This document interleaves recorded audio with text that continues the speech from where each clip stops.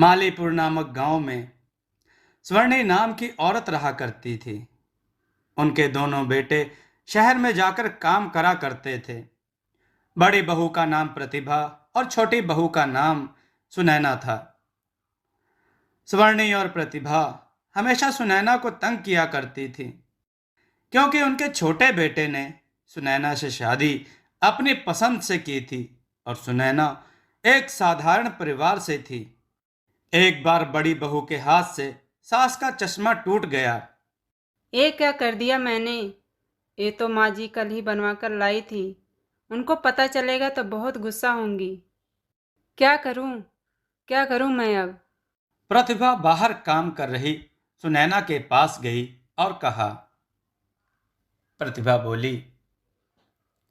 सुनैना सुनो, माँ जी के कमरे से जूठे बर्तन ले आओ। सुनैना बोली। ठीक है दीदी, अभी ले आई। सुनैना जैसे ही माँ जी के कमरे में गई तो उसने देखा कि चश्मा नीचे टूटा हुआ है। उसने चश्मा उठाया ही था, तब तक प्रतिभा माँ जी को लेकर वहां पहुंच गई। प्रतिभा बोली। हे भगवान, माँ जी का चश्मा तोड़ दिया। माँ जी कल ही इसे बनवा कर लाई थी। ये क्या किया तूने सुनैना। कोई काम ध्यान से नहीं करती हो तुम। कितना नुकसान कर दिया। स्वर्णी बोली। ये क्या कर दिया तूने। जब से आई है नुकसान पे नुकसान किए जा रही है। एक तो घर से खाली हाथ आ गई, और जो मेरे घर में बचा है वो भी तोड़ना चाहती है। सुनैना बोली। माँ जी, ये मैंने नहीं किया है। प्रतिभा दीदी ने मुझे बर्तन लेने भेजा था, तो मैंने देखा चश्मा टूटा हुआ नीचे गिरा है। प्रतिभा बोली। तू क्या कहना चाहती है कि मैंने तोड़ा है। सुनैना बोली। नहीं दीदी, मैं तो माँ जी को बता रही थी कि मैंने नहीं किया। यहाँ प्रतिभा रोने की एक्टिंग करके दिखाती है। प्रतिभा बोली। मेरी किस्मत देखो ना माँ जी। आपने देखा ना, आपके सामने मुझे गलत बना रही है। सुनैना ने कहा। नहीं दीदी, मेरा ऐसा कोई इरादा नहीं है। प्रतिभा बोली। चुप रहो तुम। एक तो नुकसान करती हो, ऊपर से झूठ भी बोलती हो। स्वर्णी ने कहा। जाओ मेरे सामने से, दोबारा मत आना जब तक घर का सारा काम ना खत्म हो जाए, समझी। उसके बाद तुरंत जंगल चली जाना, वहां से लकड़ियां काट कर ले आना। प्रतिभा बोली। जंगल चली जाइयो समय से, समझ गई। सुनैना ने कहा। लेकिन दीदी, इन सब कामों को करने में ही शाम हो जाएगी। इतनी जल्दी ये सब कैसे करूंगी। प्रतिभा बोली। मुझे क्या पता। माँ जी ने बोल दिया सो बोल दिया, समझ गई। सुनैना ने कहा। माँ जी। स्वर्णी बोली। प्रतिभा ने क्या कहा समझ नहीं आया। सुनैना ने कहा। ठीक है माँ जी, जाती हूँ। बेचारी सुनैना उदास मन से वहां से चली जाती है। स्वर्णी बोली। भगवान करे जंगल से वापस ही ना आए। मैं अपने बेटे की किसी अच्छे घर में शादी कर दूंगी और दहेज में बहुत सारे गहने और रुपए ले लूंगी। ये सब सुनैना ने सुन लिया। प्रतिभा बोली। माँ जी, मेरे लिए भी एक सोने का हार ले लेना। आखिरकार मैं इस घर की बड़ी बहू हूँ। स्वर्णी ने कहा। ठीक है जाओ, अब मेरे लिए कुछ बढ़िया सा खाने को ले आओ। प्रतिभा बोली। जी माँ जी, अभी लेकर आई। प्रतिभा वहां से चली गई। स्वर्णी ने कहा। अब बस इस सुनैना को इस दुनिया से मिटाना होगा। एक बार ये काम हो जाए, मैं पंडितों को जी भर के खाना खिलाऊंगी। सुनैना काम करते करते रोने लगी। सुनैना बोली। मैं ऐसा क्या करूं जिससे माँ जी मेरे बारे में ये सब सोचना बंद कर दें। हे भगवान, मुझ पर अपनी कृपा करो। मैं ये सब बहुत ज़्यादा नहीं सह पाऊंगी। सारा काम करने के बाद सुनैना अपने साथ खाने के लिए 4 रोटी और थोड़ी सब्जी बांध के जंगल ले गई। सुनैना जंगल में लकड़ी काटने लगती है। उसने लकड़ी का एक गट्ठा बनाया और छांव में बैठ गई। तब उसके थैले से रोटी का डब्बा नीचे गिर गया। सुनैना बोली, अरे, मैं तो खाना खाना ही भूल गई। लोग काम भूल जाते हैं और मैं खाना ही भूल गई। क्या करूं अपना? अब बस जल्दी से घर चली जाती हूँ। इसे खाऊं या नहीं, ऐसा करती हूँ, खा ही लेती हूँ। वैसे भी सुबह से कुछ खाया नहीं, फिर रात का खाना भी तो बनाना पड़ेगा। सुनैना बैठकर खाना खाने ही वाली होती है कि तभी वहां पर एक बकरी उसके सामने आकर बैठ जाती है। सुनैना बोली, तुझे भूख लगी है? आजा तू भी खा ले। वह एक रोटी बकरी को देती है। बकरी फिर भी नहीं जाती। इस बार वह एक और रोटी देती है और इस बार बकरी चली जाती है। सुनैना बोली, लगता है इसके नसीब में रोटी खाना लिखा था। चलो, इस बेजुबान के पेट में भी तो कुछ गया। इसके बाद वह थोड़ा पानी पीती है। तब तक जंगल से एक बूढ़ी औरत बहुत सारा सामान लेकर गुजर रही होती है। सुनैना बोली, माँ जी, आप इस जंगल में? बूढ़ी औरत ने कहा। मैं अपने गांव जा रही हूँ बेटी। ये रास्ता जल्दी पहुंचा देता है, इसलिए यहाँ से जा रही हूँ। औरत बहुत बूढ़ी थी। सुनैना को उस पर दया आ गई। सुनैना ने कहा, अम्मा बैठो, मेरे पास 2 रोटी है, आप इन्हें खा लो। वैसे भी मुझे तो घर जाना है, इसलिए इन्हें खाने का तो समय नहीं है मेरे पास। आप मुझे थकी हुई लगती हो, आप इन्हें खा लो। अम्मा बैठ गई और हैरानी से सुनैना की तरफ देखने लगी। बूढ़ी औरत ने कहा, इस जंगल में लगता है भगवान ने तुझे मेरे लिए भेजा है। ला बेटी ला, जोरों से भूख लगी है मुझे। बहुत बुरा हाल है। खुश रह तू बेटी। सुनैना ने रोटी सब्जी अम्मा को दे दी और अम्मा ने बड़े चाव से रोटी सब्जी खा ली। बूढ़ी औरत बोली, बेटी, एक बात ध्यान से सुन। तेरे जीवन में कभी भी कोई मुसीबत आए तो बस अपने पूर्वजों और भगवान को सच्चे दिल से याद करना। उसके बाद सामने मुसीबत पर एक लाल कपड़ा और धूप बत्ती जलाकर हाथ जोड़ लेना। सब ठीक हो जाएगा। सुनैना बोली, धन्यवाद अम्मा। बड़ों की कृपा से ही घर परिवार फलता फूलता है। कभी मालीपुर गांव में आना होगा तो किसी से पूछ लेना मेरी माँ जी का नाम। उनका नाम स्वर्णी देवी है, तो आपको बता देंगे मेरे घर का पता। कभी आना हो तो हमसे मिलने आना जरूर। बूढ़ी औरत बोली, जरूर बेटा, कभी मौका मिले तो जरूर आऊंगी। अब बेटी तू जल्दी से घर जा, ये जंगल तेरे लिए सुरक्षित नहीं है। सुनैना ने कहा। ठीक है अम्मा, आप भी जल्दी चले जाना। बूढ़ी औरत बोली, और हाँ बेटी, कभी भी डर लगे तो अपने पूर्वजों को याद करना। पितृ हमेशा अपने वंशजों की रक्षा करते हैं। सुनैना बोली। जी अम्मा। सुनैना घर पहुंचती है। उसके बाद रात के लिए खाना बनाने लग जाती है। खाना बनाकर सबको खिलाया और उसके बाद सब सो गए। अचानक पूरा घर हिलने लगा। अचानक एक कमरे से बहुत तेज आवाजें आने लगीं। सब लोग डर गए। कुछ देर बाद सब एकदम से शांत हो गया। प्रतिभा बोली, माँ जी, ये क्या था? ये कैसी आवाज़ थी? स्वर्णी बोली। रुक, मैं देखती हूँ। स्वर्णी ने कहा। सुनैना, जा तू देख क्या है वहाँ। सुनैना बोली, माँ जी, माँ जी, मुझे डर लग रहा है। स्वर्णी बोली। जाती है या नहीं? इसके बाद सुनैना कमरे में देखने चली गई। वहां कोई नहीं था।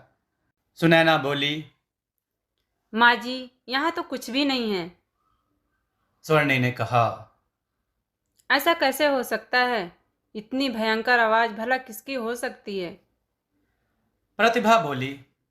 मुझे लगता है कोई जानवर खिड़की से घुस गया होगा। मैं कहती थी ना, वहाँ जालियाँ लगवा दूँ। स्वर्णी ने कहा।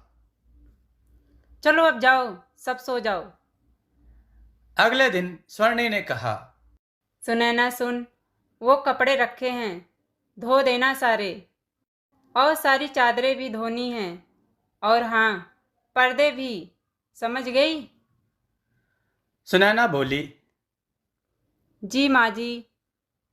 तब तक वहां उनकी पड़ोसन शारदा आ गई। शारदा बोली। प्रणाम अम्मा जी, कैसी हो आप? स्वर्णी बोली।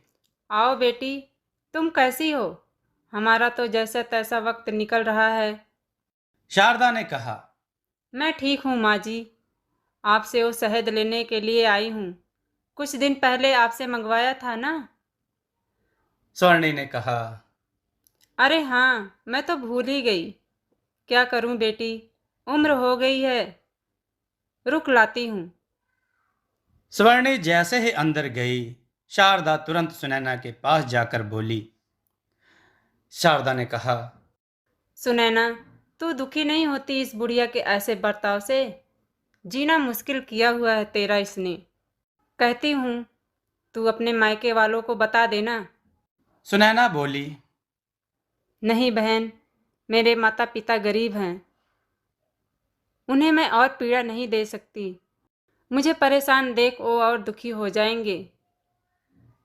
शारदा ने कहा। तेरे लिए मुझे बहुत दुख होता है। तू अपना ध्यान रखना। सुनैना बोली। तुम मेरी चिंता मत करो। वो जैसे भी हैं मेरी सास हैं। गुस्सा करती हैं पर दिल की अच्छी हैं। शारदा ने कहा। तू बहुत भोली है रे। मैं तो तेरे लिए बस प्रार्थना ही कर सकती हूँ कि एक दिन तेरा जीवन भी सुधर जाए। तू परेशान मत होना। सुनैना बोली। ये सब मेरा परिवार है और परिवार में तो ये सब चलता ही रहता है। तब तक अचानक माजी आ गईं। स्वर्णी बोली। ले शारदा अपना शहद। शारदा ने कहा। धन्यवाद अम्मा। अच्छा मैं चलती हूँ। उसने सुनैना की तरफ देखा और चली गई। सुनैना ने अपना सारा काम किया। पहले कपड़े, घर की सफाई, आंगन की सफाई। रात के समय स्वर्णी ने कहा। अरे ओ सुनैना, खाना बना या नहीं? सुनैना ने कहा। बन गया माँ जी। आप हाथ धो लीजिए, अभी लगाती हूँ। स्वर्णी बोली। रख जल्दी, भूख लगी है मुझे बहुत। सुनैना ने कहा। अभी रखती हूँ माँ जी। स्वर्णी खाना देखते ही बोली। छी छी, थू, कैसा खाना बनाती है तू? ऐसा खाना तो जानवर भी ना खाएं। सुनैना बोली। माँ जी, मैं आगे से ध्यान रखूंगी। सास और प्रतिभा ने सारा खाना खा लिया और जानबूझ के बाकी रोटियां सब्जी छुपा दी। स्वर्णी बोली। और ला रोटी। सुनैना ने कहा। माँ जी, रोटी तो खत्म हो गई है। स्वर्णी बोली। इस घर में तो पेट भरकर खाना भी नहीं मिलता। जीना दूभर हो गया है। जा बर्तन ले जा। स्वर्णी ने प्रतिभा को वो खाना दिया। प्रतिभा ने तुरंत वो खाना गाय को खिला दिया और वापस वहां बैठ गई। प्रतिभा बोली। चलिए माँ जी, कल शादी में भी जाना है। चलो सो जाते हैं। सबने खाना खाया। किसी ने सुनैना को खाने के लिए नहीं पूछा। फिर सुनैना ने बर्तन धोए। आधी रात को अचानक आवाज आने लगी। सब बाहर आ गए। प्रतिभा बोली। माँ जी, फिर से यही आवाज? स्वर्णी बोली। ये आवाज तो कल से भी ज्यादा है। प्रतिभा बोली। माँ जी, इस सुनैना को वहां भेज देते हैं। आप कमरा बंद कर देना। स्वर्णी बोली। अगर वहां कोई जानवर होगा तो इसे खा जाएगा। स्वर्णी ने कहा। सुनैना, जा देख वहां कौन है। सुनैना बोली। नहीं नहीं माँ जी, मुझे डर लग रहा है। स्वर्णी बोली। जाती है या मारूं? सुनैना जैसे ही कमरे में गई, प्रतिभा ने दरवाजा बंद कर दिया। सुनैना बोली। माँ जी, दरवाजा खोलिए, आप मेरे साथ ये सब क्यों कर रही हैं माँ जी? मुझे डर लग रहा है। स्वर्णी बोली। ये सब मेरे बेटे की जिंदगी में आने से पहले सोचना चाहिए था। अब भुगत। दोनों हंसने लगी। सुनैना बोली। माँ जी, यहाँ सांप है। सांप, सांप। सुनैना जाकर कोने में छिप गई। सुनैना को अचानक अम्मा की बात याद आई। सुनैना ने तुरंत अपने पूर्वजों को याद किया। सुनैना ने कहा। हे पित, मेरी रक्षा करो। कोई तो उपाय दो ताकि मैं इस मुसीबत से बच पाऊं। अचानक वहां से लाल कपड़ा और धूप बत्ती आ गई। सुनैना को बुढ़िया माँ की बात याद आ गई। सुनैना तुरंत डरते डरते उसके पास गई और धीरे से उसके ऊपर लाल कपड़ा डाला और धूप बत्ती जलाने लग गई और भगवान का नाम जपने लगी। सुनैना बोली। हे ईश्वर, मेरी रक्षा करो। रक्षा करो मेरी। प्रतिभा बोली। माँ जी, चलिए। लगता है वो मर गई। जानवर उसे अभी तक तो खा ही चुका होगा। कल इस कमरे को खोलेंगे। स्वर्णी बोली। ठीक है, भगवान करें इस बार ये मुसीबत टल जाए। अगले दिन प्रतिभा ने कमरा खोला। सुनैना एक जगह पे ही लेटी हुई थी। प्रतिभा चिल्लाई। स्वर्णी बोली। क्या हुआ? कहीं भूत तो नहीं देख लिया? स्वर्णी जैसे ही कमरे में आई उसने देखा कि चारों तरफ सोना ही सोना बिखरा हुआ है। स्वर्णी बोली। हमारी तो किस्मत खुल गई प्रतिभा। प्रतिभा बोली।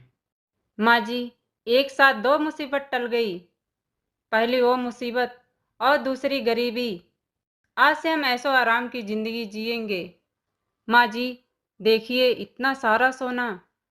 इससे तो हमारी कई पीढ़ियां मजे से अपना जीवन बिता सकेंगी। प्रतिभा जैसे ही सोने का एक गहना उठाती है। कितना सुंदर है ना माँ जी? मेरे गले में बहुत अच्छा लगेगा। ठीक कहा ना मैंने? तब तक अचानक प्रतिभा को जोर से करंट लगता है और माजी को सांप पकड़ लेता है। माजी चिल्लाने लगती हैं। चिल्लाने की वजह से ही सुनैना उठ जाती है। उसी समय अम्मा वहां प्रकट हो जाती हैं। बूढ़ी बोली। ये सब सुनैना का है। इस खजाने में किसी ने बुरी नजर डाली तो उसे मैं नहीं छोड़ूंगी। प्रतिभा ने वो हार फेंक दिया। सुनैना बोली। अम्मा, माँ जी और प्रतिभा दीदी को छोड़ दो आप। बूढ़ी औरत ने कहा। नहीं बेटी, ये सब तुझे जीने नहीं देंगे। मेरे होते हुए तुझे कोई तंग नहीं कर सकता। सुनैना बोली। अम्मा, आपके आगे हाथ जोड़ती हूँ। कृपया इन्हें छोड़ दो। बूढ़ी औरत बोली। ठीक है।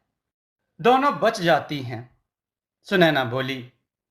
माँ जी, आप ठीक हो ना? अम्मा, मेरी बात का मान रखने के लिए धन्यवाद। बूढ़ी औरत ने कहा। ये सब तेरा है सुनैना। सुनैना बोली। अम्मा, ये सब मेरा कैसे हुआ?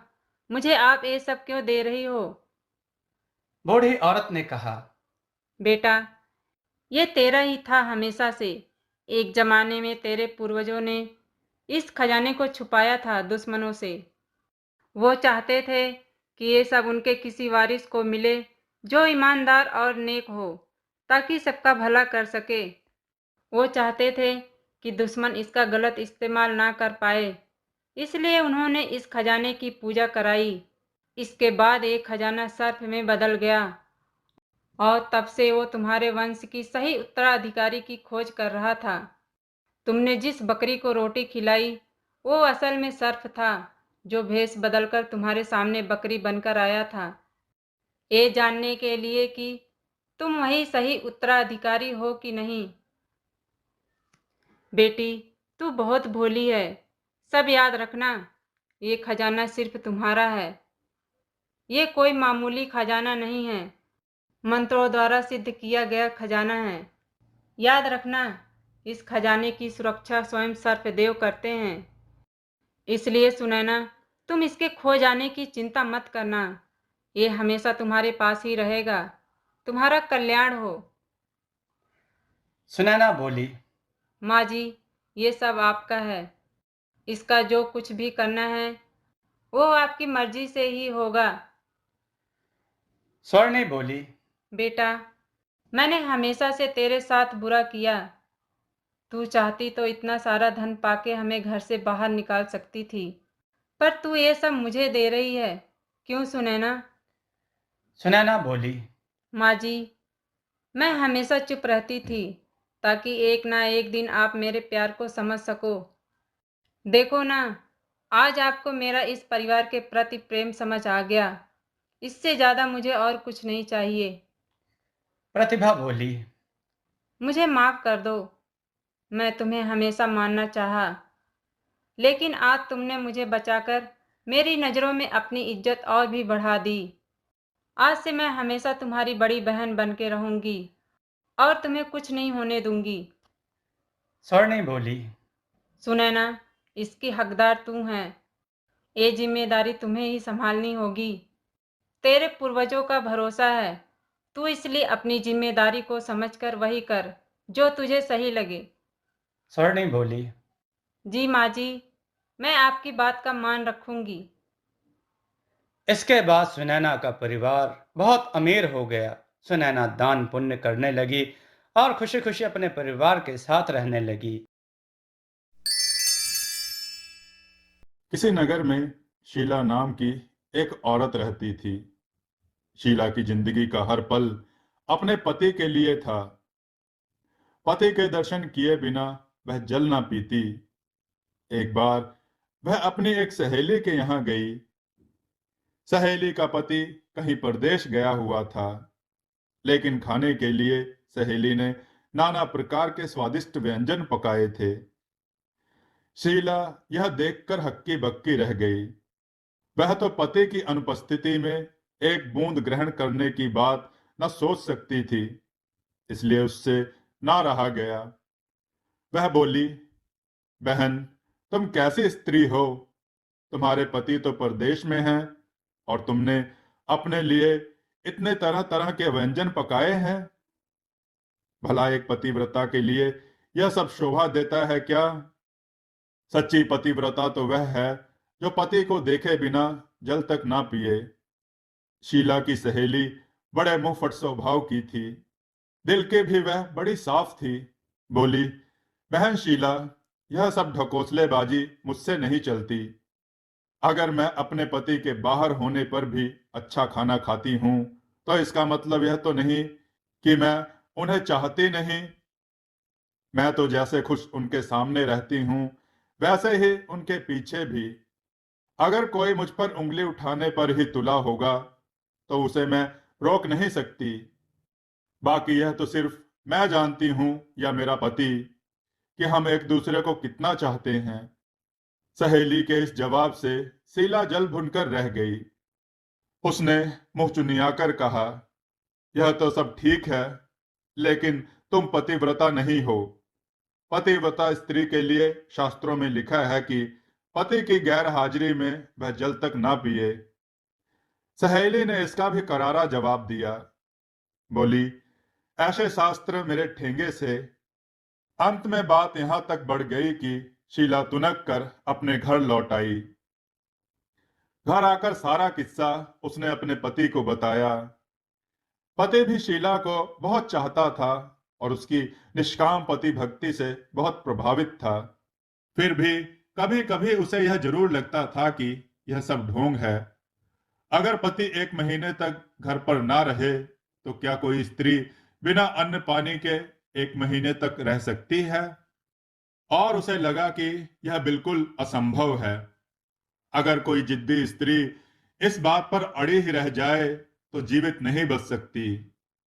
यह सोचकर पति ने शीला की परीक्षा लेने का विचार बनाया। कई दिनों तक वह तरह तरह से शीला को कसौटी पर कसता रहा, लेकिन शीला हर बार खरी उतरती। कभी वह स्नान देर से करता, तो कभी खेत से दोपहर ढले लौटता। कभी कभी तो ऐसा होता कि पड़ोसी थाली तक सामने होने पर वह बहाना बनाकर बाहर निकल जाता और दिन ढले लौटता। लेकिन शीला ने कभी भी पति के खाने से पहले पानी तक न पिया। एक दिन शीला के पति ने कहा, आज मेरा मन खीर और पुआ खाने का हो रहा है, इसलिए खूब इलायची गिरी डालकर पुए और चिरौंजी, किशमिश, केसर डालकर खीर बनाओ। ये दोनों चीजें शीला को भी बड़ी प्रिय थी, इसलिए खूब मन लगाकर उसने ये चीजें बनाई। केसर और इलायची और देसी घी की सुगंध से बनते समय ही शीला के मुंह में पानी आने लगा। चीजें बना चुकने के बाद शीला ने अपने पति से झटपट स्नान कर लेने को कहा, लेकिन पति को तो उस दिन धैर्य की परीक्षा लेनी थी, इसलिए काफी देर तक वह ढीला ढाला रहा और टालता रहा। शीला के बार बार कहने पर आखिर में हार कर वह बाल्टी लोटा और रस्सी लेकर नहाने गया। नहाने में भी उसने काफी देर लगा दी। इधर शीला की आंतें मारे भूख के कुलबुलाने लगी थी, लेकिन जैसे ही देहरी के बाहर उसे पति के खड़ाओं की आवाज सुनाई दी, उसे दिलासा बंधा कि अब तो खाने का समय आ ही गया है। लेकिन जैसे ही पति ने देहरी से अंदर पैर रखे, दाएं पैर की खड़ाऊ से पैर ऐसा फिसला कि वह चारों खाने चित फैल गया। बाल्टी लोटा हाथ से छूटकर दूर जा गिरे और आंखें फैली की फैली रह गईं। यह देखा तो शीला जिस हालत में थी वैसे ही दौड़ी, पास आकर सिर हिलाया, आवाजें दी, लेकिन सब बेकार। पति अगर जिंदा होता तब तो बोलता ही, लेकिन उसके तो प्राण पखेरु उड़ चुके थे, इसलिए भला वह कैसे बोलता। शीला की आंखें डबडबा आई और गला भर आया। उसका मन हुआ कि धाड़ मार मार कर रो पड़े, लेकिन तभी उसे खीर और पुए का ध्यान हो आया। उसने सोचा कि पति तो अब मर ही गए हैं, रोने से तो जी नहीं पाएंगे। हाँ, आस पड़ोस के लोग जरूर जुड़ जाएंगे और तब खीर पुए खाने का मौका तो मिलने से रहा, इसलिए बेहतर यह होगा कि पहले मैं खीर और पुए खा लूं, तब रोना धोना शुरू करूं। यह सोचकर वह चुपचाप गई और जल्दी जल्दी खीर उड़ाने लगी। पुए अगले दिन के लिए रख लिए, क्योंकि उनके खराब होने का डर न था। असलियत यह थी कि पति मरा नहीं था, बल्कि मरने का नाटक किए पड़ा था। इसलिए अपनी पत्नी की यह सारी हरकतें वह देखता रहा। जब शीला खीर खूब जी भरकर खा चुकी तो झटपट मुंह धोया और लंबा सा घूंघट निकालकर पति के पास गई और सीने से चिपट कर रोने लगी। रोने के साथ साथ वह यह भी कहती जा रही थी, तुम तो चले गए परधाम को, हम हूं सो कुछ कहो।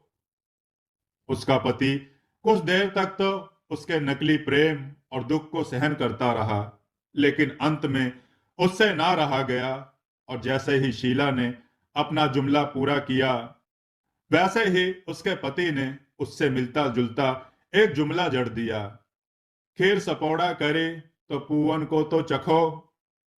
अब तो शीला की ऐसी हालत हो गई कि काटो तो खून तक ना निकले।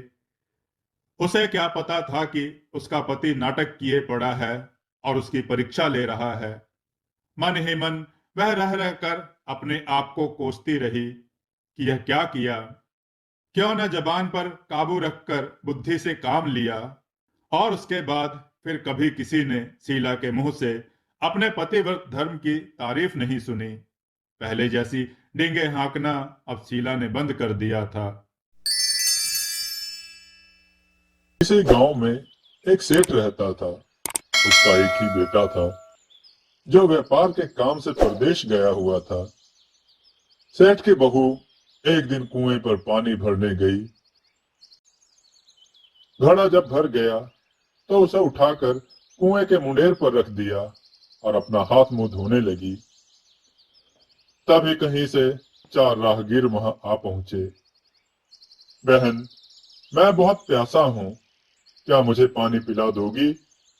सेठ की बहू को पानी पिलाने में थोड़ी झिझक महसूस हुई, क्योंकि वह उस समय उसके पास लोटा या गिलास भी नहीं था जिससे वह पानी पिला देती। तो इसी कारण वहां उन राहगीरों को पानी पिलाना उसे ठीक नहीं लगा। बहू ने उससे पूछा, आप कौन हैं? मैं एक यात्री हूँ। यात्री तो संसार में केवल दो ही होते हैं। आप उन दोनों में से कौन हैं? अगर आपने मेरे इस सवाल का सही जवाब दे दिया तो मैं आपको पानी पिला दूंगी, नहीं तो मैं पानी नहीं पिलाऊंगी। बेचारा राहगीर उसकी इस बात का कोई जवाब नहीं दे पाया।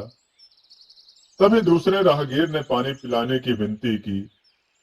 दूसरे राहगीर ने कहा, बहन, आप मुझे तो पानी पिला दीजिए, प्यास से गला सूखा जा रहा है। बहू ने दूसरे राहगीर से पूछा, पानी तो मैं आपको पिला दूंगी, मेरे एक सवाल का जवाब आप भी दो। अच्छा, तो आप बताइए कि आप कौन हैं? दूसरा राहगीर तुरंत बोल उठा, मैं तो एक गरीब आदमी हूँ। भैया, गरीब तो केवल दो ही होते हैं। आप उनमें से कौन हैं? प्रश्न सुनकर दूसरा राहगीर चकरा गया। उसको कोई जवाब नहीं सूझा, तब वह चुपचाप वहां से हट गया। तब तीसरे राहगीर ने कहा, बहन, मुझे बहुत प्यास लगी है, ईश्वर के लिए तो मुझे पानी पिला दो। आप भी पानी पी सकते हैं, पर आप बताओ, अब आप कौन हैं? बहन, मैं तो एक अनपढ़ गवार हूँ।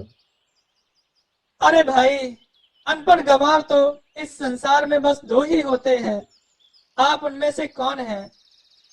कृपया मेरे सवाल का उत्तर दें। बेचारा तीसरा राहगीर भी कुछ नहीं बोल सका।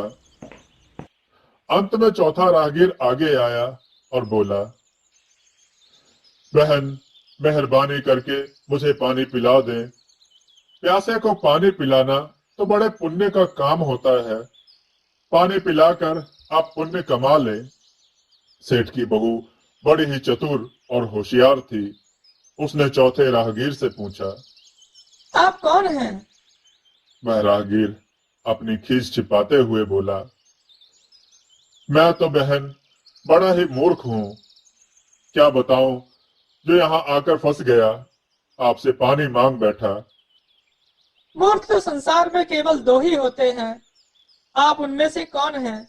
कृपया मेरी बात पर रोशनी डालें। वह बेचारा भी उसके प्रश्न का उत्तर नहीं दे सका। चारों पानी पिए बगैर ही वहां से जाने लगे तो बहू बोली, यहाँ से थोड़ी ही दूर पर मेरा घर है। आप लोग कृपया वहीं चलिए, मैं आप लोगों को पानी पिला दूंगी। चारों राहगीर उसकी बात सुनकर चौंके और फिर चारों उसके घर की तरफ चल पड़े।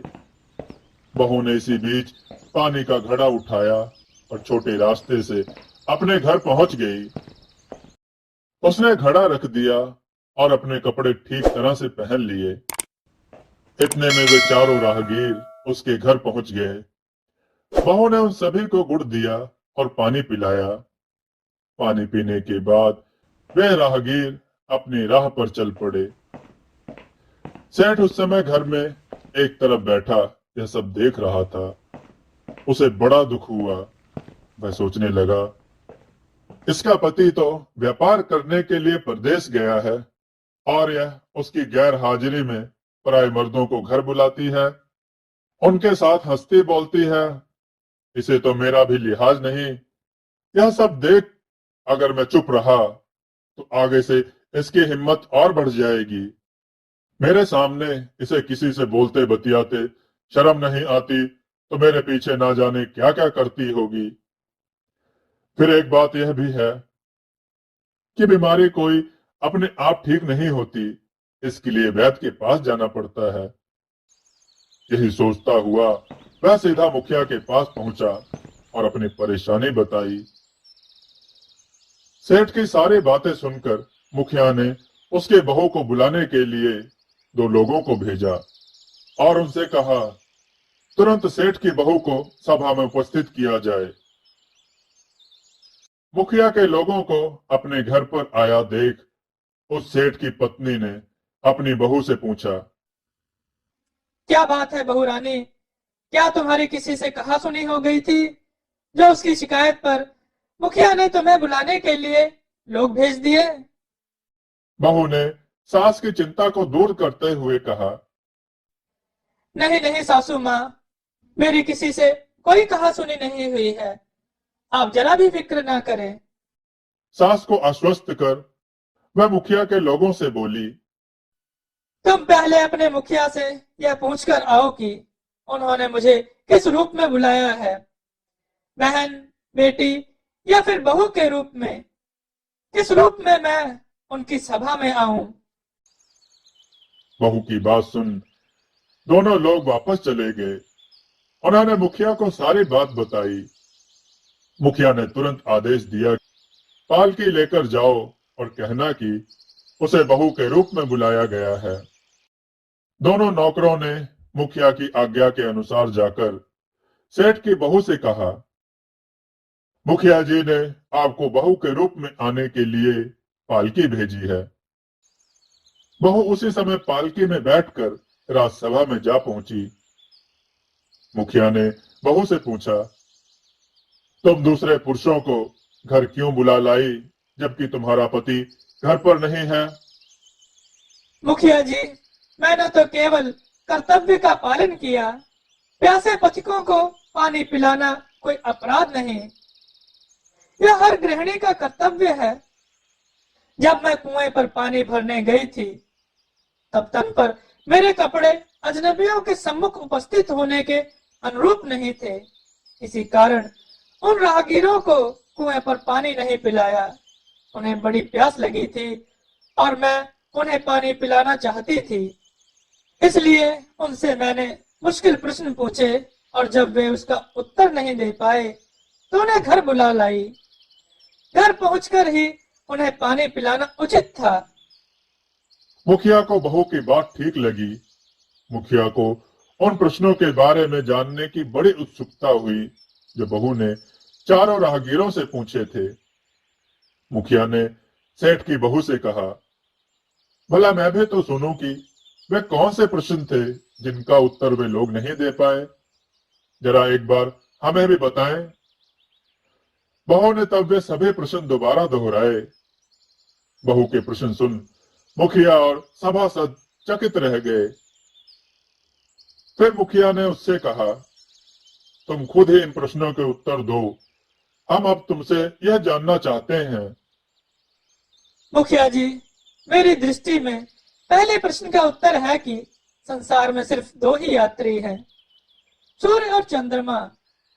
मेरे दूसरे प्रश्न का उत्तर है कि बहू और गाय इस पृथ्वी पर ऐसे दो प्राणी हैं जो गरीब हैं। अब मैं तीसरे प्रश्न का उत्तर सुनाती हूँ। मुखिया जी, हर इंसान के साथ हमेशा अनपढ़ गवारों की तरह जो हमेशा चलते रहते हैं वे हैं भोजन और पानी। चौथे आदमी ने कहा था कि वह मूर्ख है, और जब मैंने उससे पूछा कि मूर्ख तो दो ही होते हैं, तुम उनमें से कौन से मूर्ख हो, तो उत्तर नहीं दे पाया। इतना कहकर वह चुप हो गई। मुखिया ने बड़े आश्चर्य से पूछा, अरे क्या तुम्हारी नजर में इस संसार में केवल दो ही मूर्ख हैं? हाँ मुखिया जी, इस घड़ी इस समय मेरी नजर में सिर्फ दो ही मूर्ख हैं। तुरंत बतलाओ कि वे दो मूर्ख कौन हैं? मुखिया जी, मेरी जान बख्श दी जाए तो मैं इसका उत्तर दूं। मुखिया को बड़ी उत्सुकता थी यह जानने की वे दो मूर्ख कौन हैं, तो उसने तुरंत बहू से कहा, तुम निसंकोच होकर कहो, हम वचन देते हैं तुम्हें कोई सजा नहीं दी जाएगी। मुखिया जी, मेरे सामने इस वक्त बस दो ही मूर्ख हैं। पहले मूर्ख तो मेरे ससुर जी हैं, जो पूरी बात जाने बिना ही अपनी बहू की शिकायत पंचायत में ले आए।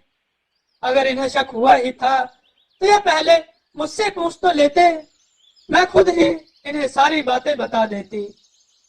इस तरह घर परिवार की बेइज्जती तो नहीं होती। ससुर को अपनी गलती का एहसास हुआ। उसने बहू से माफी मांगी।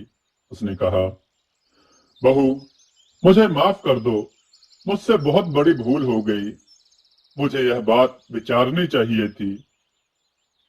बहू चुप रही। मुखिया ने तब पूछा, बेटा, और बताओ, दूसरा मूर्ख कौन है? दूसरा मूर्ख खुद इस गांव का मुखिया है, जिसने अपनी बहू की मान मर्यादा का जरा भी ख्याल नहीं किया और सोचे समझे बिना ही बहू को भरी राज्यसभा में बुलवा लिया। बहू की बात सुनकर मुखिया पहले तो क्रोध से आग बबूला हो गया, परंतु तभी सारी बातें उसकी समझ में आ गई। समझ में आने पर मुखिया ने बहू को उसकी समझदारी और चतुराई की सराहना करते हुए उसे ढेर सारे पुरस्कार देकर सम्मान सहित विदा किया। लालची सास। पहाड़ी की तलहटी में बना एक सुंदर गांव था। जैसा सुंदर वह गांव था, वैसा ही सुंदर उस गांव का नाम था, सुंदरपुर। गांव सुंदरपुर में वैसे तो सुख शांति का वास था, लेकिन वहां के सरपंच की पत्नी कुमति बड़े ही दुष्ट स्वभाव की स्त्री थी।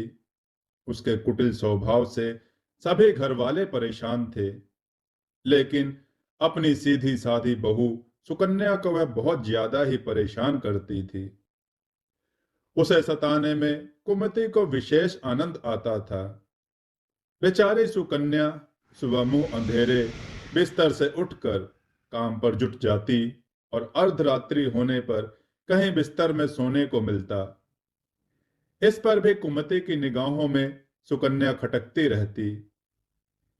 एक दिन सुकन्या घर में झाड़ू बुहारू कर रही थी कि उसकी सास कुमति वहां आ गई और बोली, तेरे हाथों में तो जान नहीं है क्या? जरा जल्दी जल्दी हाथ चला, मैं मंदिर जा रही हूं। मेरे आने तक खाना तैयार रखना, आते ही खाऊंगी। और सुन, एक भी दाना अन्न का बर्बाद ना होने पाए। सुकन्या क्या कहती बेचारी, चुपचाप स्वीकृति में गर्दन हिला दी। घर की सफाई करके सुकन्या तुरंत खाना बनाने में जुट गई।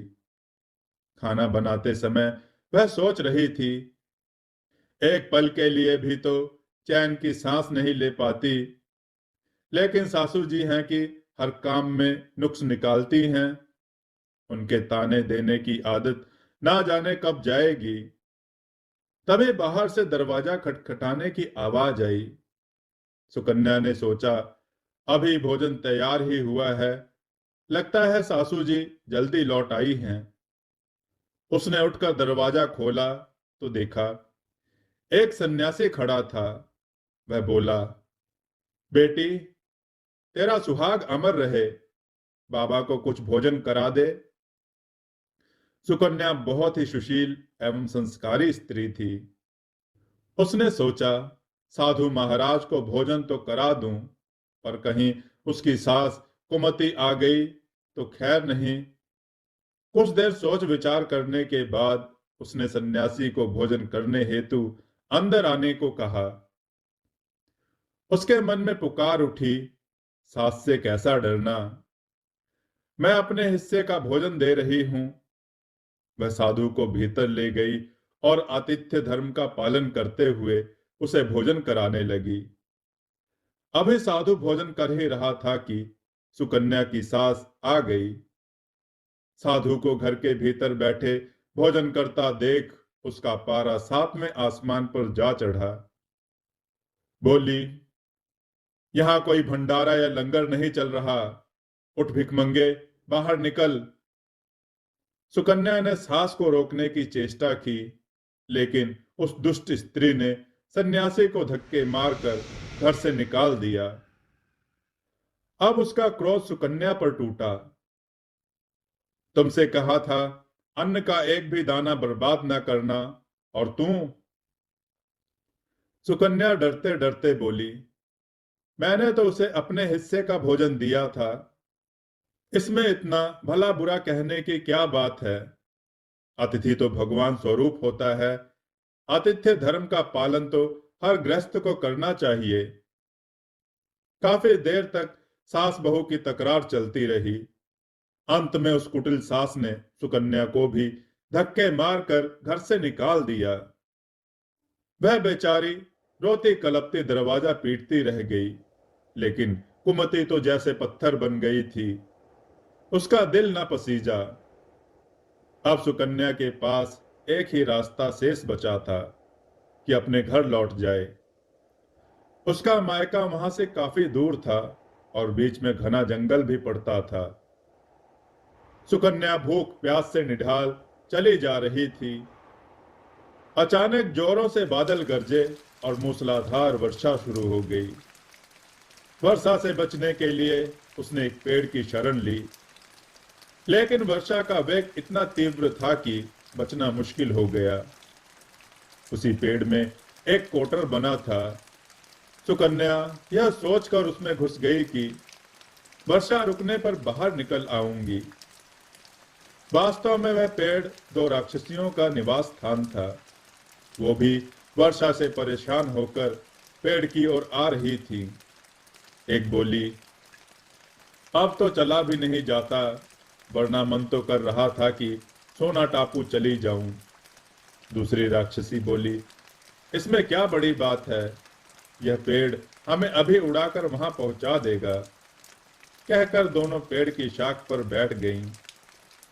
उधर थकी हारी सुकन्या की कोटर में घुसते ही नींद आ गई, लेकिन पेड़ के उड़ने से लगने वाले झटकों से उसकी नींद खुल गई। पेड़ को उड़ता देखकर वह घबरा सी गई। शेष कसर बाहर झांक कर देखने से पूरी हो गई। जब उसने पेड़ की शाख पर दो राक्षसियों को बैठे देखा, अंततः उसने परिस्थितियों से समझौता करते हुए सोचा, जो होगा अच्छा ही होगा। कुछ ही देर की उड़ान के बाद वह पेड़ सोना टापू जा पहुंचा। दोनों राक्षसियों को भूख लगाई थी, सो वह दोनों शिकार की तलाश में निकल गईं। उनके जाने के बाद डरी सहमी सुकन्या कोटर से बाहर निकली और चैन की सांस भरते हुए हाथ पांव सीधे किए। जैसे ही उसने सोना टापू पर फैली रेत देखी तो चौंक कर बुदबुदा उठी। यह रेत तो चमचमा रही है। उसने रेत हाथ में उठाई और जोर से चिल्लाई, अरे यह तो सोने की रेत है। अपने धोते के आंचल में वह जितनी रेत बांध सकती थी बांध ली और पुनः कोटर में घुस गई। तभी दोनों राक्षसियां पेड़ की ओर वापस आई। एक बोली, भर पेट खाकर तृप्त हो गई, अब वहीं लौट चलते हैं जहां से आए थे। थोड़ी ही देर में वह पेड़ वहीं पहुंच गया। पांव फटने पर सुकन्या उन राक्षसियों की भय से कोटर में ही छिपी रही। जब कहीं कार्यवश वह वहां से गई तो वह बाहर निकल आई और घर की ओर चल दी। वह सोच रही थी, इतना सोना देखकर सासू जी खुशी से पागल हो जाएंगी और उसके सभी गिले शिकवे दूर हो जाएंगे। घर के द्वार पर पहुंचते ही सुकन्या बोली, देखो सासू जी, मैं क्या लाई हूं। और यह कहते हुए घर के भीतर प्रवेश कर सोना पर सोना मिलने की पूरी घटना सास को बता दी। कुमति कुटिल तो थी ही, बोली, बहुत कम सोना लाई है तू। सासू जी, हमारी 3-4 पीढ़ियों के लिए काफी है, सुकन्या ने उत्तर दिया। अरे मूर्ख, सोना भी कभी काफी होता है, जितना हो उतना कम है। अब मैं जाऊंगी, फिर देखना कितना सोना बटोर कर लाती हूं। सुकन्या ने अपनी सास को बहुत समझाया, पर उस लालची मूढ़ स्त्री ने उसकी एक ना सुनी और जाकर उसी पेड़ में छिप गई। पेड़ उन्हें लेकर उड़ चला। कुमति उत्सुकतावश जाग ही रही थी, तभी उसके कानों में एक राक्षसी का स्वर टकराया। आज मछली खाने को मन कर रहा है। दूसरी ने उत्तर दिया, चलो मत्स्य द्वीप पर चलते हैं, वहां बहुत मछलियां मिल जाएंगी खाने को। उनके बातों को सुनकर कोटर में बैठी लालची कुमति स्वयं पर संयम ना रख सकी और बोली, अरे तुम सोना टापू पर क्यों नहीं जा रही? उसकी आवाज सुनने की देर थी कि राक्षसियां समझ गईं कि जरूर कोई चोर पेड़ पर छिपा बैठा है और उन्होंने कुमति को कोठर से बाहर फेंक दिया। धरती पर गिरते ही उसके प्राण पखेरु उड़ गए। मित्रों, मनुष्य को लालच कभी नहीं करना चाहिए। जितना मिल जाए, जो मिल जाए उसे में संतोष करना चाहिए। अधिक पाने की लालसा में हाथ आया भी जाता रहता है। यह भी ध्यान रहे कि लालची व्यक्ति का हश्र एक दिन कुमति जैसा ही होता है। अनोखी सास। आइए कथा श्रवण करें। बहू कहाँ मर गई? अंदर से आवाज आई, जिंदा हूं माँ जी। तो फिर मेरी चाय क्यों अभी तक नहीं आई? कब से पूजा करके बैठी हूं, ला रही हूं माँ जी। बहू चाय के साथ भजिया भी ले आई। सास ने कहा, तेल खिलाकर क्या मारेगी? बहू ने कहा, ठीक है माँ जी, ले जाती हूं। सास ने कहा, रहने दे, अब बना दिया है तो खा लेती हूं। सास ने भजिया उठाई और कहा, कितनी गंदी भजिया बनाई है तुमने। माँ जी, मुझे कपड़े धोने हैं, मैं जाती हूं। बहू दरवाजे के पास छिपकर खड़ी हो गई। सास भजिया पर टूट पड़ी और पूरी भजिया खत्म कर दी। बहू मुस्कुराई और काम पर लग गई। दोपहर के खाने का वक्त हुआ। सास ने फिर आवाज लगाई, कुछ खाने को मिलेगा? बहू ने आवाज नहीं दी। सास फिर चिल्लाई, भूखे मारेगी क्या? बहू आई, सामने खिचड़ी रख दी। सास गुस्से से, ये क्या है? मुझे इसे नहीं खाना, इसे ले जाओ। बहू ने कहा, आपको डॉक्टर ने दिन में खिचड़ी खाने को कहा है, खाना तो पड़ेगा ही। सास मुंह बनाते हुए, हाँ, तू मेरी मां बन जा। बहू फिर मुस्कुराई और चली गई। आज इनके घर पूजा थी। बहू सुबह 4 बजे से उठ गई। पहले स्नान किया, फिर फूल लाई, माला बनाई, रसोई साफ की, पकवान और भोज बनाया। सुबह के 10 बज गए। अब सास भी उठ चुकी थी। बहू अब पंडित जी के साथ भगवान के वस्त्र तैयार कर रही थी। आज ऑफिस की छुट्टी भी थी, उसके पति भी घर पर थे। पूजा शुरू हुई। सास चिल्लाती हुई, ये नहीं है, वो नहीं है। बहू दौड़ी दौड़ी आती और सब करती। अब दोपहर के 3 बज गए थे। आरती की तैयारी चल रही थी।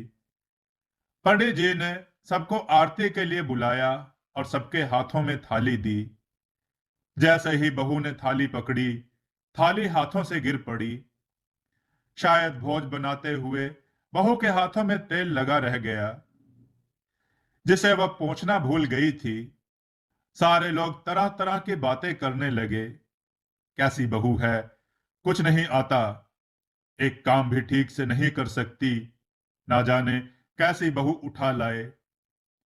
एक आरती की थाली भी संभाल नहीं सकी। उसके पति भी गुस्सा हो गए, पर सास चुप रही, कुछ नहीं कहा। बस यही बोल के छोड़ दिया, सीख रही है, सब सीख जाएगी धीरे धीरे। अब सबको खाना परोसा जाने लगा। बहू दौड़ दौड़ के खाना देती, फिर पानी लाती। करीब 70-80 लोग हो गए थे। इधर 2 नौकर और बहू अकेली, फिर भी वह सारा काम बहुत ही अच्छे तरीके से करती। अब उसकी सास और कुछ आस पड़ोस के लोग खाने पर बैठे। बहू ने खाना परोसना शुरू किया। सबको खाना दे दिया गया। जैसे ही पहला निवाला सास ने खाया, बोली, तुमने नमक ठीक नहीं डाला क्या? एक काम ठीक से नहीं करती, पता नहीं मेरे बाद कैसे यह घर संभालेगी। आस पड़ोस वालों को तो जानते ही हो ना, वो सब बहाना ढूंढते हैं नुक्स निकालने का। फिर वो सब शुरू हो गए, ऐसा खाना है, ऐसी बहू है, ये वो वगैरह वगैरह। दिन का खाना हो चुका था। अब बहू बर्तन साफ करने नौकरों के साथ लग गई। रात में जागरण का कार्यक्रम रखा गया था। बहू ने भी एक दो गीत गाने के लिए स्टेज पर चढ़ी। सास जोर से चिल्लाई, मेरी नाक मत कटा देना, गाना नहीं आता तो मत गा, वापस आ जा। बहू मुस्कुराई और गाने लगी। सबने उसके गाने की तारीफ की, पर सास मुंह फुलाते हुए बोली, इससे अच्छा तो मैं गाती थी जवानी में, तुझे तो कुछ भी नहीं आता। बहू मुस्कुराई और चली गई। अब रात का खाना खिलाया जा रहा था। उसके पति के ऑफिस के दोस्त साइड में ही ड्रिंक करने लगे। उसका पति चिल्लाता, थोड़ा बर्फ लाओ, तो सास चिल्लाती, यहां दाल नहीं है। फिर चिल्लाता, कोल्ड ड्रिंक नहीं है, पापड़ ले आओ। इधर उधर आखिर में उसके पति की शराब गिर पड़ी उसके एक दोस्त पर और बोतल टूट गई। पति गुस्से में दो झापड़ अपनी पत्नी को लगाते हुए कहता है, जाहिल कहीं की, देखकर नहीं कर सकती, तुझे इतना भी काम नहीं आता। सारे लोग देखने लगे। उसकी पत्नी रोते हुए कमरे की तरफ दौड़ी। फिर उसके दोस्तों ने कहा, क्या यार, पूरा मूड खराब कर दिया, यहां नहीं बुलाया होता, हम कहीं और पार्टी कर लेते। कैसी अनपढ़ गवार बीवी ला रखी है तूने, उसे तो मेहमानों की इज्जत और काम करना तक नहीं आता, तुमने तो हमारी बेइज्जती ही कर दी। अब आस पड़ोस की औरतों को और बहाना मिल गया था। वो कहने लगी, देखो क्या कर दिया तुम्हारी बहू ने, कोई काम की नहीं है। मैं तो कहती हूं अपने बेटे की दूसरी शादी करा दो, छुटकारा पाओ इस गंवार से। सास उठी और अपने बेटे के पास जाकर उसे दो थप्पड़ मारे और कहा, अरे नालायक, तुमने मेरी बहू को मारा, तेरी हिम्मत कैसी हुई, तेरी टांग तोड़ दूंगी। उसके बेटे के दोस्त कुछ कहने ही वाले थे कि उसकी मां ने घूरते हुए कहा, चुप, बिल्कुल चुप, यहां दारू पीने आए हो, जबकि पता है आज पूजा है और तुम्हें पार्टी करनी है। कैसे संस्कार दिए हैं तुम्हारे माता पिता ने। और किसने मेरी बहू को जाहिल बोला, जरा इधर आओ, चप्पल से मारूंगी अगर मेरी बहू को किसी ने एक शब्द भी कहा। अरे पापी, तूने उस लड़की को बस इसलिए मारा कि तेरी शराब टूट गई। पापी, वो बच्ची सुबह 4 बजे से उठी है, घर का सारा काम कर रही है, ना सुबह से नाश्ता किया, ना दिन का खाना खाया, फिर भी हंसते हुए, सबकी बातें सुनते हुए, ताने सुनते हुए घर के काम में लगी रही। तेरे यार दोस्तों को वो अच्छी नहीं लगी। जूते से मारूंगी तेरे दोस्तों को जो कभी उन्होंने ऐसा कहा। उसके यार दोस्त चुपके से खिसक लिए।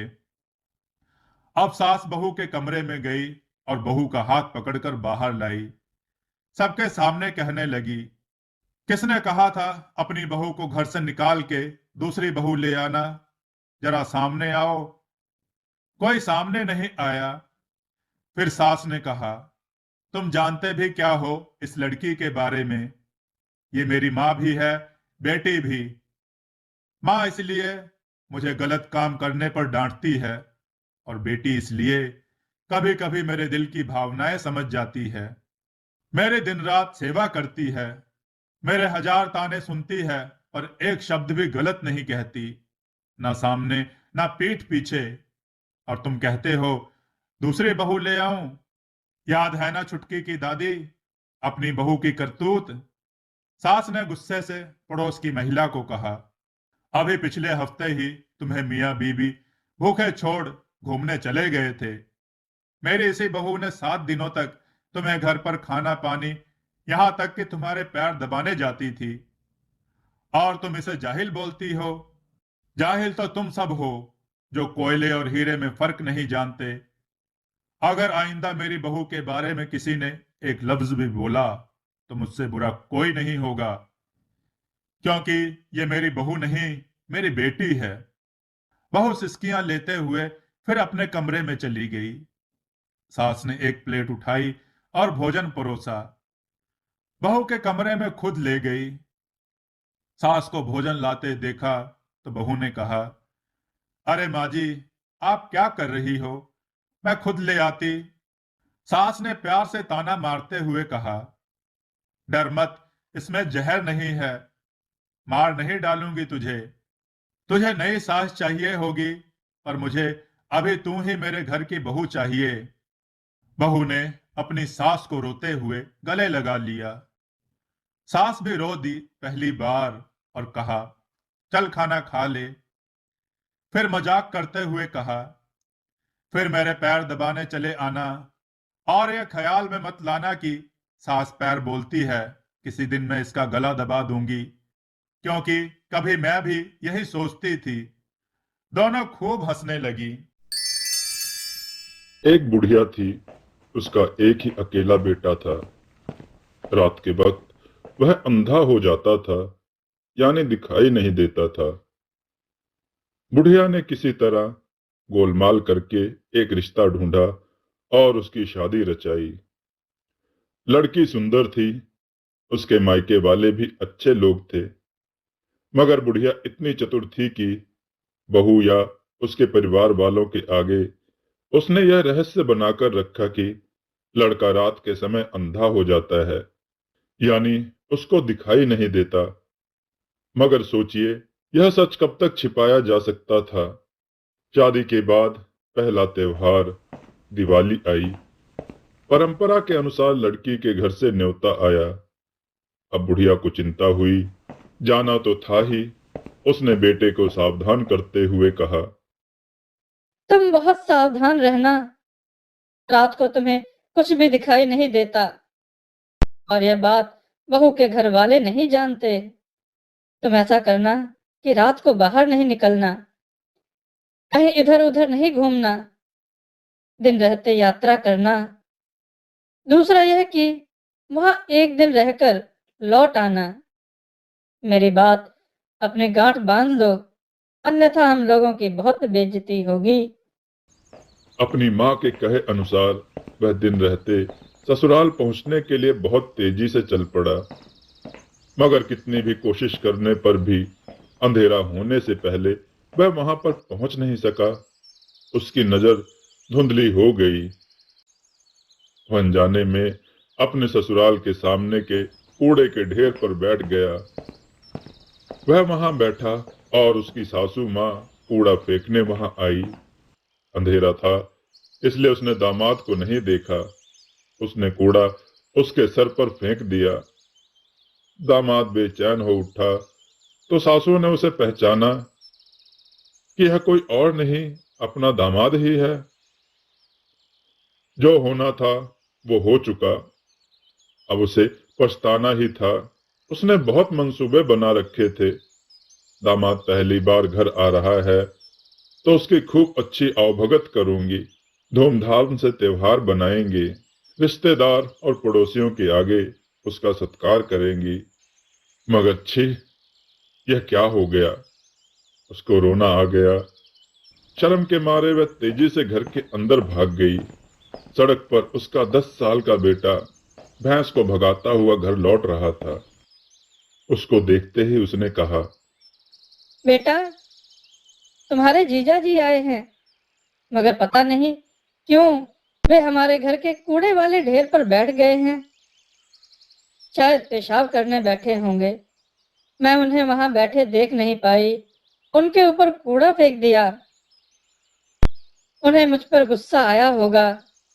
तुम्हें वह बहुत चाहते हैं, तुम भी बहुत चाहते हो ना। उन्हें घर के अंदर बुला लाओ बेटा। लड़का जीजा जी पुकारते हुए उसकी तरफ भागा। जमाई के पास जाकर कहा, जीजा जी, आइए ना घर के अंदर। यहाँ पर क्यों बैठे हैं? रात का अंधेरा होने के बावजूद जमाई बहुत होशियार था। उसने जवाब दिया, मैं यहाँ कूड़े पर इसलिए बैठा हूँ कि जानू तो कि इसमें कितनी गाढ़ी खाद निकलेगा। फिर मानो प्रेम से किशोर बालक के कंधे पर हाथ रखकर वह आगे बढ़ा। भैंस ने उसे घूर कर देखा। उसे धक्का मारने आई तो तेज आवाज सुनकर उसने थोड़ा सा पीछे हटकर पूछा, यह क्या है? यह हमारी भैंस है। मैं उसे चराने लाया था। उसको तो अपना दोष छिपाना था। कहा, उफ, यह भैंस बहुत बड़ी है। इस तरह आगे बढ़ने पर वह धान के भंडार के पास आई। उन दिनों अनाज को जमीन में गड्ढा खोदकर खत्ते बनाकर उसमें जमा किया जाता था। वह अंधा उस गड्ढे में गिर गया। लड़के ने घबराकर पूछा, हाय जीजा जी, क्या हो गया? क्या आपको ढंग से दिखाई नहीं देता? अरे, ऐसी कोई बात नहीं। मैं सिर्फ यह जांचना चाहता था, यह अनाज का भंडार कितना गहरा है। मैं भी इसी तरह का अनाज जमा करने वाला एक भंडार खुदवाने वाला हूँ। कोई बात नहीं, तुम अब मुझे हाथ का सहारा दो, मैं ऊपर आता हूँ। यह कहकर इस बार भी उसने प्राकृतिक दोष को उसने छिपा लिया। दीवार का सहारा लेकर वह आगे बढ़ा। लड़के ने फिर पूछा, अरे जीजा जी, आप दीवार का सहारा लेकर आगे बढ़ रहे हैं, क्या आपकी नजर ठीक नहीं है? छे, तुम भी ना, तुम यह क्या कह रहे हो? मैं तो सिर्फ तुम्हारे घर की दीवार की लंबाई नाप रहा हूँ। घर के दरवाजे पर एक कुत्ता खड़ा था। वह उससे टकराकर गिर पड़ा। तब कुत्ता उसे भौंकने लगा। लड़के ने कुत्ते को चांटा मार दिया और जीजा को सहारा देकर उठाया। फिर पूछा, जीजा जी, आपने कुत्ते को नहीं देखा? क्यों? मुझे कुछ गड़बड़ लग रही है। नहीं नहीं, तुम समझो मेरी बात। उसका आकार देखकर मुझे उससे टकराने का मन हुआ, मगर देखो, मुझे तो उसने कुछ नहीं किया। अंधेरा गहराता हुआ, रात हुई, सब लोग खाना खाने बैठ गए। सामने पटिये पर थाली रखी थी। त्योहार के अवसर का बढ़िया भोजन था, तो सासू जी स्वयं भोजन परोसने आ गईं। विशिष्ट संदर्भों पर महिलाएं खूब सज धज कर काम करती हैं।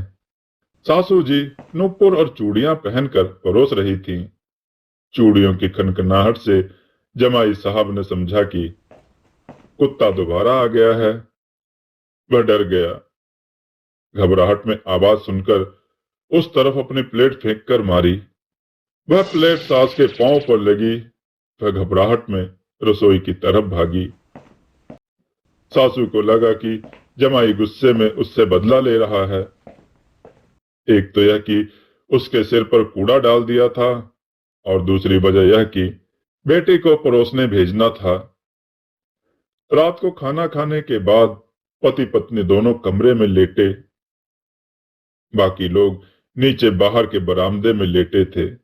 ऐसा हुआ कि आधी रात को उसे पेशाब करने का मन हुआ।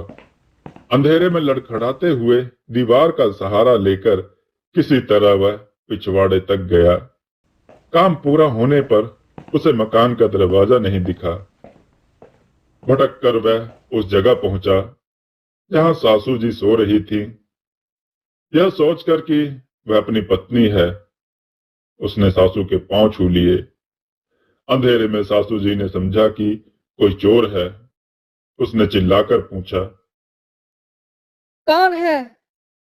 उसे अपनी गलती का एहसास हुआ। मैं मैं हूं, मैं। आप हैं? आधी रात में आप यहाँ क्यों आए हैं? मैंने खाने की थाली आपके ऊपर फेंक दी थी। मैं आपसे क्षमा मांगने आया हूं। मुझसे गलती हो गई, मुझे माफ कर दीजिए।